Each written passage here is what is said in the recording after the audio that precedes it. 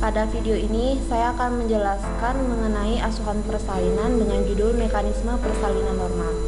Di dalam video ini akan terdapat tahap. Pertama, saya akan menjelaskan mengenai PowerPoint pada mekanisme persalinan normal. Yang kedua, saya akan menampilkan video mekanisme persalinan normal agar Anda dapat lebih jelas mengetahui mekanisme persalinan normal. Saya lanjut mengenai mekanisme persalinan normal. Sebelum kita membahas lebih lanjut, saya akan membahas pertama kali mengenai pengertian persalinan normal. Apa itu persalinan normal? Persalinan normal adalah proses persalinan yang melalui kejadian secara alami dengan adanya kontraksi dan dilalui dengan pembukaan untuk mengeluarkan bayi melalui vagina ibu. Nah, apa saja faktor-faktor yang mempengaruhi terjadinya proses persalinan? Proses persalinan itu terdapat 3 faktor-faktor. Yang pertama adalah power, kedua passage, ketiga passenger. Nah, apa itu power? Power adalah kontraksi dan retraksi otot rahim plus kerja otot-otot voluntar dari ibu, yaitu kontraksi otot perut dan diafragma sewaktu ibu mengejan atau menerat. Nah, yang kedua passage. Passage itu adalah bagian tulang panggul, cervix, vagina, dan dasar panggul atau displacement. Yang ketiga adalah passenger. Passenger itu merupakan janin atau secara khusus bagian kepala janin untuk mekanisme persalinan normal plus plasenta, selaput, dan cairan ketuban atau yang kita sebut amnion. Nah, proses persalinan normal ini terjadi jika itu dihubungkan dengan diameter janin baik kepala, dada, dan bahu maupun panggul pada ibu. Nah, saya lanjut mengenai pengertian mekanisme persalinan normal. Apa itu mekanisme persalinan normal? Yaitu rentetan gerakan pasif janin pada kelahiran melalui vagina oleh karena janin itu harus menyesuaikan diri dengan ruangan yang tersedia di dalam panggul. Yang paling penting dalam mekanisme persalinan normal ini adalah diameter besar dari janin harus menyesuaikan dengan diameter yang paling besar dari panggul ibu agar janin bisa masuk melalui panggul untuk dilahirkan. Biasanya mekanisme persalinan normal yang biasa terjadi itu adalah pada letak belakang kepala. Nah, sebelum kita membahas mengenai mekanisme persalinan normal, saya akan membahas mengenai panggul ibu. Panggul ibu itu terdiri dari 3 bagian, yaitu pertama tulang symphysis pubis, yaitu tulang kemaluan. Yang kedua tulang iliaka, yaitu tulang usus. Yang ketiga adalah tulang ischiadica atau tulang duduk. Yang paling penting di dalam tulang ibu ini adalah pintu atas panggul ibu dan pintu bawah panggul ibu, serta promontorium yang terdapat pada os sacrum yang berfungsi untuk mengetahui apakah panggul seorang ibu itu bisa melahirkan bayi secara normal, yang dapat dilakukan dengan pemeriksaan dalam. Bisa Anda lihat pada gambar bahwa bagian-bagian muka pada janin itu terdiri dari tulang rahang atas yang disebut dengan maksila. Tulang rahang bawah kita sebut dengan mandibula. Tulang pipi kita sebut dengan zygomaticum. Tulang langit-langit pada di atas lidah itu kita sebut dengan palatum. Pada tulang nasal atau disebut dengan tulang hidung. Tulang mata kita sebut dengan laksimal. Tulang air mata kita sebut dengan lakrimal. Serta tulang rongga mata kita sebut orbital. Nah, tengkorak janin ini dibagi atas 4 bagian. Pada bagian depan atau disebut dengan bagian dahi itu disebut dengan tulang frontal. Pada bagian ubun-ubun atau bagian atas kepala kita sebut dengan tulang parietal. Pada tulang belakang kepala kita sebut dengan tulang oksipital. Pada tulang pelipis atau tulang di samping di atas telinga kita sebut dengan tulang temporal. Nah, pada janin atau bayi di bawah 1,5 tahun atau bisa kita lihat dan kita raba pada saat pemeriksaan dalam dan kepala janin sudah turun, itu kita sebut dengan sutura janin atau bayi. Apa itu sutura janin atau bayi? Sutura adalah celah-celah di antara tulang tengkorak yang ditutup dengan jaringan ikat. Sutura janin ini seperti pada gambar itu terbagi atas 4 bagian. Yang pertama bagian depan yaitu sutura frontalis, yaitu celah antara kedua tulang frontalis. Bagian tengah atau kita sebut dengan celah mahkota itu disebut dengan sutura koronaria. Sutura koronaria ini adalah sutura di antara tulang frontalis dan tulang parietalis. Yang ketiga adalah sutura sagital. Sutura sagital ini disebut dengan celah panah, yaitu sutura di antara tulang parietal. Dan yang terakhir adalah sutura lambdoid. Sutura lambdoid ini antara tulang occipitalis dan parietalis. Nah, pada celah-celah sutura itu yang saling berhubungan akan membentuk ubun-ubun. Ubun-ubun pada janin itu terbagi atas 2, yaitu ubun-ubun besar atau disebut dengan fontanel mayor dan ubun-ubun kecil yang kita sebut dengan fontanel minor. Apa itu fontanel mayor? Fontanel mayor ini yaitu bentuk segitiga 4 layang yang merupakan pertemuan antara sutura sagital dan sutura koronaria serta sutura frontal.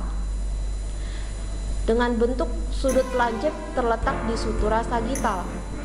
Ini menandakan petunjuk letaknya puncak kepala pada pemeriksaan dalam. Yang kedua adalah sutura minor. Sutura minor atau ubun-ubun kecil ini dibentuk oleh sutura sagital dan lambdoid. Ini sebagai bentuk petunjuk letak belakang kepala. Diameter kepala janin ini terbagi atas diameter submentobrehmatica. Diameter submentobrehmatica ini adalah diameter di antara os hyoid atau pangkal leher ke ubun-ubun jarak 9,5 cm dengan lingkaran atau sirkumferensia submentobrehmatikanya sepanjang 32 cm. Dan jika melalui jalan lahir disebut dengan letak muka. Yang kedua adalah diameter occipitofrontal. Diameter occipitofrontal merupakan antara titik pangkal hidung ke jarak terjauh pada belakang kepala dengan jaraknya adalah 12 cm. Lingkaran sirkumferensianya sepanjang 34 cm.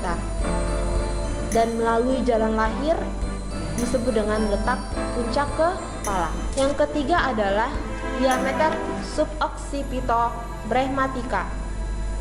Diameter suboccipitobrehmatica di antara foramen magnum ke ubun-ubun dengan jarak 9,5 cm. Foramen magnum ini adalah lubang besar pada tulang occipital. Dan pada saat melalui jalan lahir disebut dengan letak belakang kepala. Adapun lingkaran sirkumferensia pada suboccipitobrehmatica sepanjang 32 cm. Dan yang terakhir adalah diameter mentooccipitalis. Diameter mentooccipitalis, diameter di antara dagu ke titik terjauh belakang kepala dengan jarak 13,5 cm. Adapun lingkaran sirkumferensia pada mentooccipitalis sepanjang 35 cm. Dan melalui jalan lahir disebut dengan letak dahi. Mekanisme persalinan terdiri dari 7 mekanisme. Yang pertama adalah engagement, yang kedua adalah penurunan kepala, yang ketiga adalah fleksi, yang keempat adalah putaran paksi dalam, yang kelima adalah ekstensi, Yang keenam adalah putaran paksi luar, dan yang ketujuh adalah ekspulsi. Yang pertama, engagement. Engagement merupakan masuknya kepala dalam keadaan sinklistismus atau asinklistismus, baik secara asinklistismus anterior maupun asinklistismus posterior. Primigravida dimulai pada akhir kehamilan, sedangkan pada nullipara, masuknya kepala janin pada pintu atas panggul terjadi awal persalinan. Engagement adalah kepala sudah cakap apabila diameter terbesar bagian terendah janin telah melewati pintu atas panggul. Engagement kepala janin bergantian pada situasi sinklistismus jika sutura sagittalis sejajar diameter transversal pintu atas panggul, berada tepat antara simfisis pubis dan promontorium. Tulang ubun-ubun depan dan belakang sama rendahnya.